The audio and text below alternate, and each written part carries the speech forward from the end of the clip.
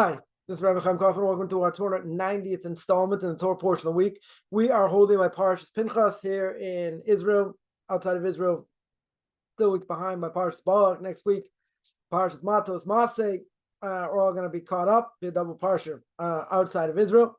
And again, as we always mention, right, you have to have some double Parshas, right, throughout the year. Otherwise, you won't finish the Torah. You won't finish the Torah in 1 year. There's an obligation to read the entire Torah in 1 year, and you finish, the culmination of finishing the Torah is on Simchas Torah, right? Simchas Torah for everybody. So we have a discrepancy. So the last number of weeks, there's been outside of Israel has been a week behind because Shavuos, today festival came out on, still the second day of Shavuos outside of Israel was on Shabbos. So therefore, they had the Torah reading specifically for Shavuos, not for the Torah portion of the week on Shabbos. For Israel, it was a regular Shabbos, so that's why we're a week ahead.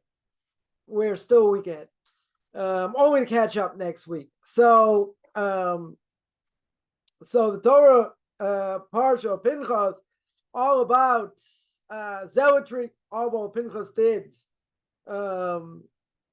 where he killed Cosby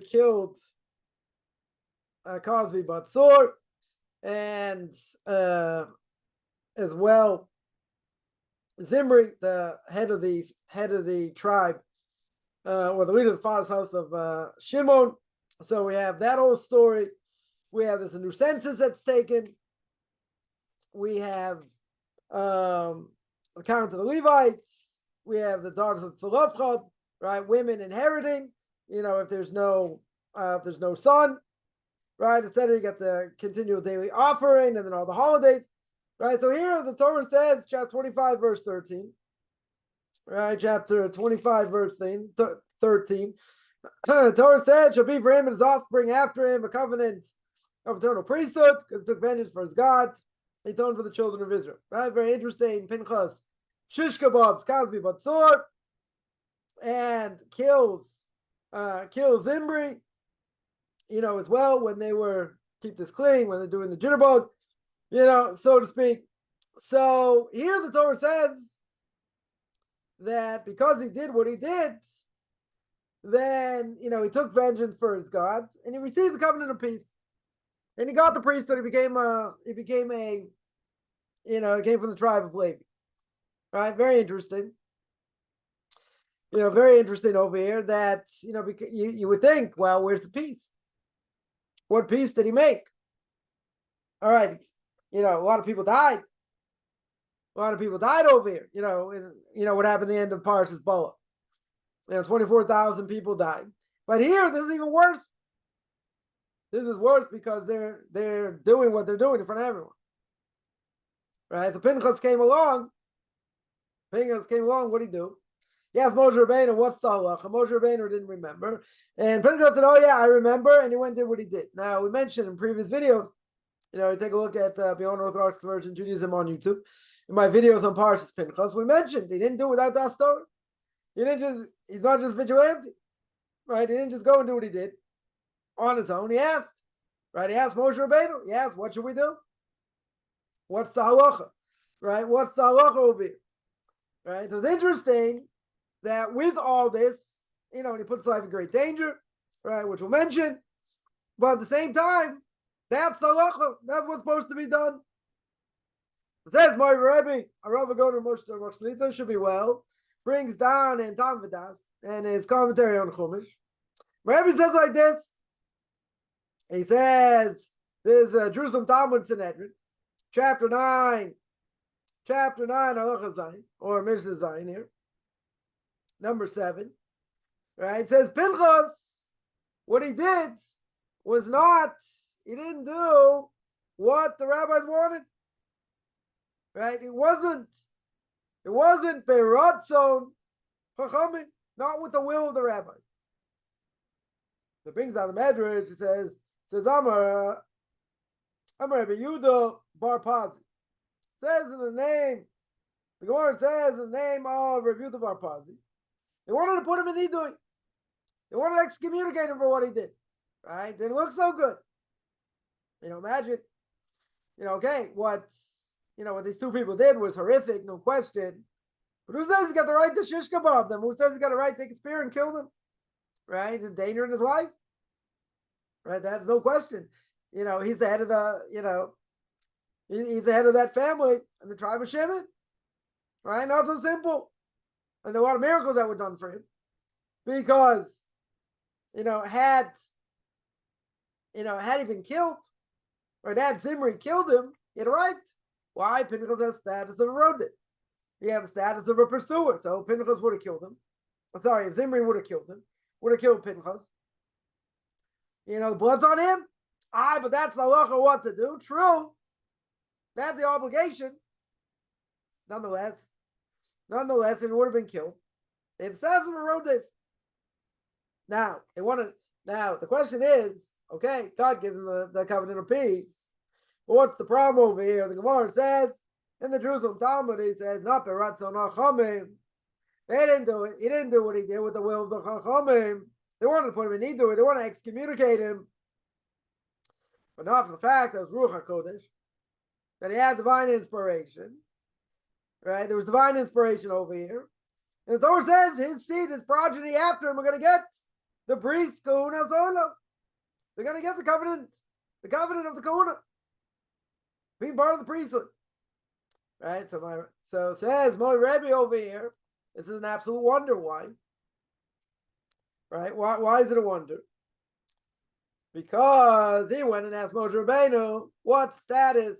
What do you do in such a case? What do you do in such a case? If you see this going on, what's the halacha? Right? And the halacha is Kanim Pogibo. He killed him. That's the halacha. Right? Kenoim, i.e., the ones who were zealous for God. And again, we spoke about this at length in the previous video. But you have to be zealous 100% for the sake of heaven. If Pinchas had something against Zimri, any little thing against him, he wouldn't have been allowed to do what he did.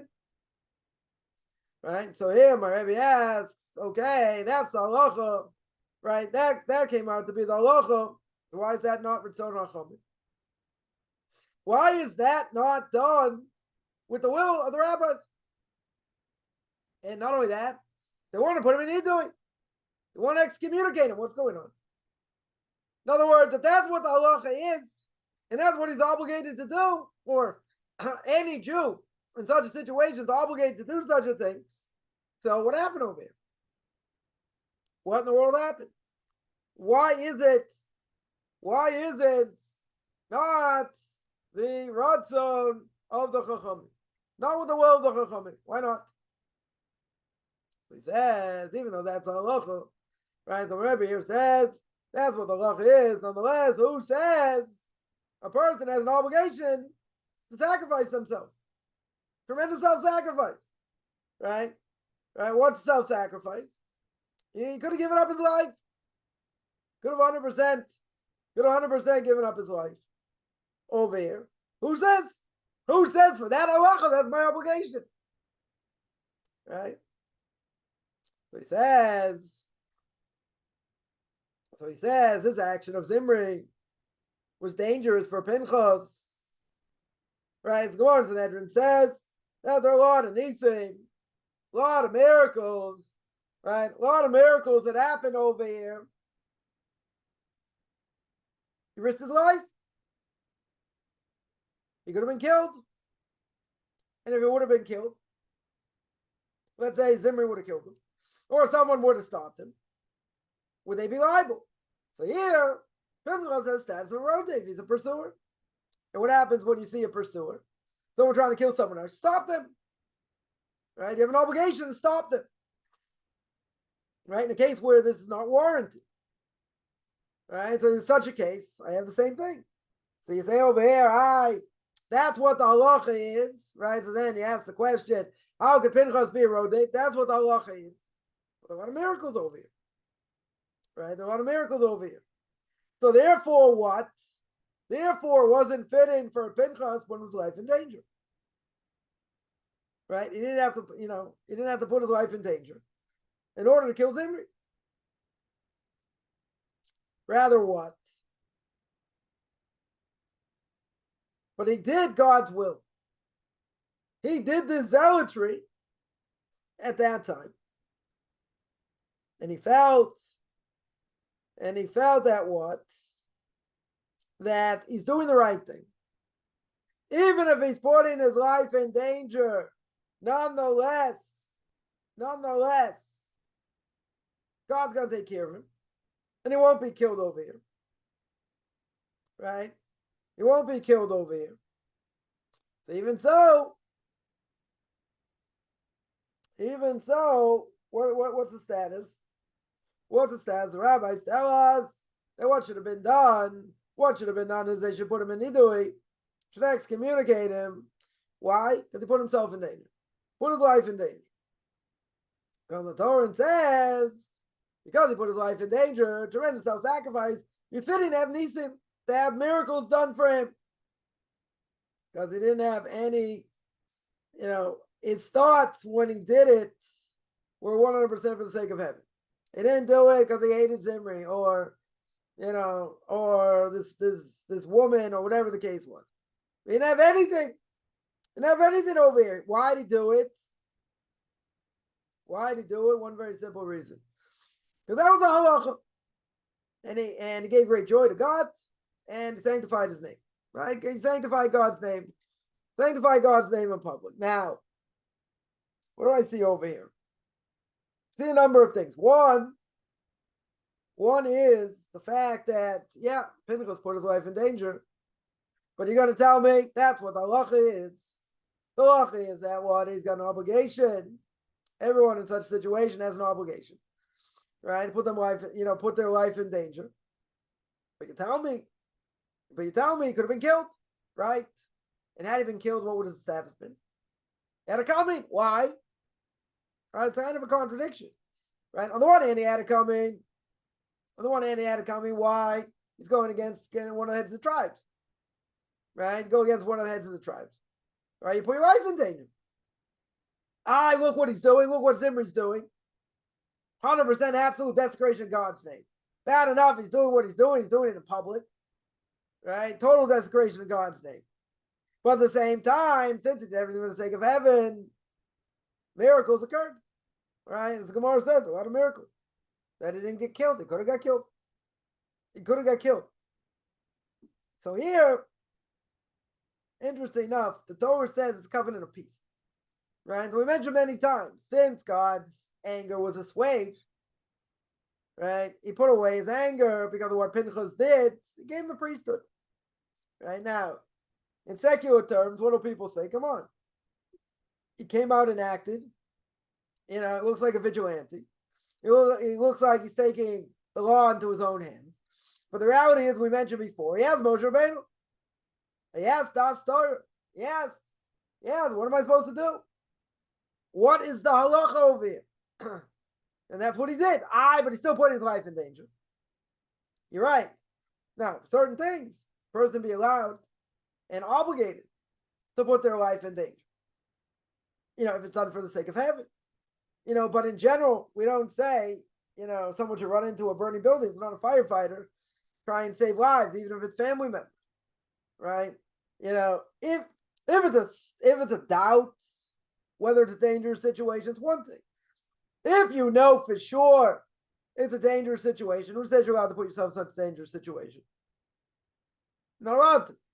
Right? One example we always give, the football player more than 20 years ago, 25 years ago, jumped in to save people from drowning, but he didn't really know how to swim. So he saved one of them, I think, and I think the others drowned, and he himself drowned. Get up to heaven, you can say, God, why didn't you, save me? Why didn't you protect me over here? Well, what I did, 100% for the sake of heaven, I want to save lives. I'm there to save lives. What could God say? Right? Put on my funny George Burns glasses, my funny mustache. Right? What would I say if I were God? What would I say simply? I'd say, who told you to jump in? I didn't tell you to jump in. You don't know how to swim. Right? One thing when I was in camp, and I took junior life saving when I was 15, if you're going to jump in, you better know what you're doing. Because if you don't know what you're doing, what's going to happen? They'll drown you. Right? It's their life or yours. They'll drown you first. trying to save themselves.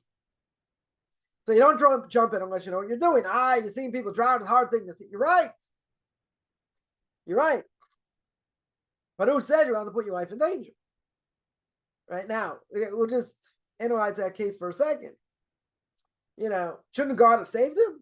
I mean, he did a virtuous thing. He jumped in. He didn't have to jump in.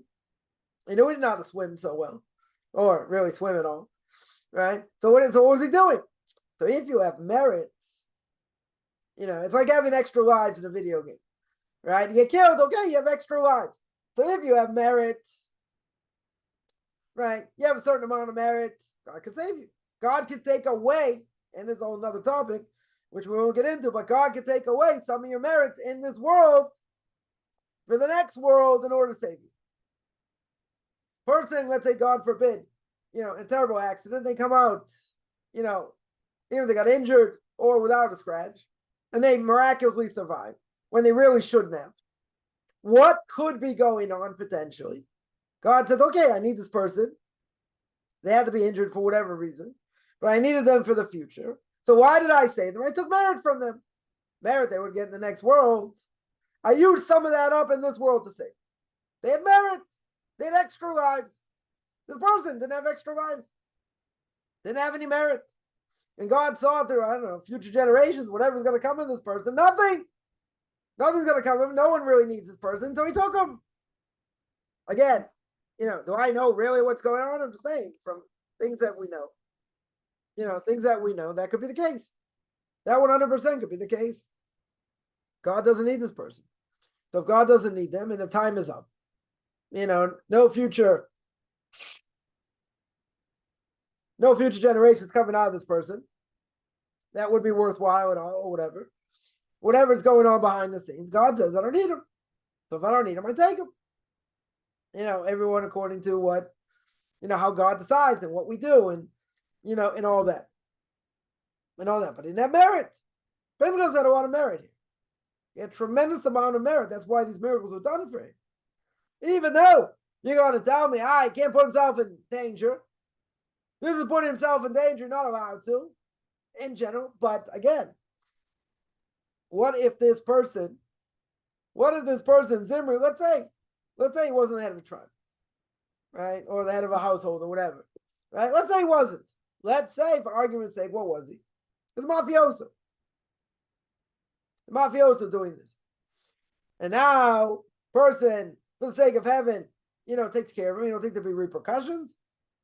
You don't think the whole clan's going to go after this person? Of course. But that's the halacha. So if a person is holding where they need to be holding, and they do it 100% for the sake of heaven, so he had miracles happen for him. Yeah, but again, why did the rabbis say? Why the rabbis over here say it wasn't goods, right? It wasn't beratzo nachami. It wasn't with the will of the rabbi. And that they should have put him in, they wanted to put him in Nidus. They wanted to excommunicate him. Yeah, why?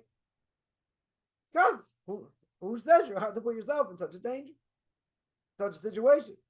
And he could have been killed. And there are miracles that happened that stopped him from being killed. Unbelievable. But that's only if he's doing it for the sake of heaven, right? If you're not doing it for the sake of heaven, or there's one little thing, what he's doing, against Zimri or this woman or whatever, that shows deep within his heart, and not really 100% for the sake of heaven. He's in trouble.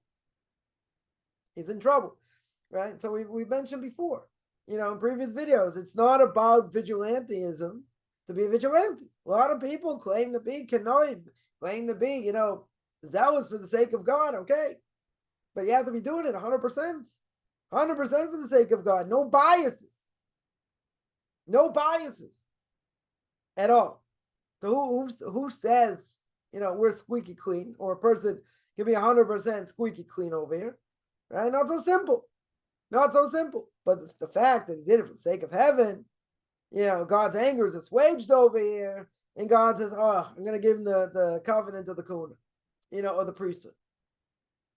right? This is something people look at face value and say, see, what does the Torah say? You can kill people, and look, there's a God of vengeance, and that God of vengeance says, oh, I'm going to give you, a high position.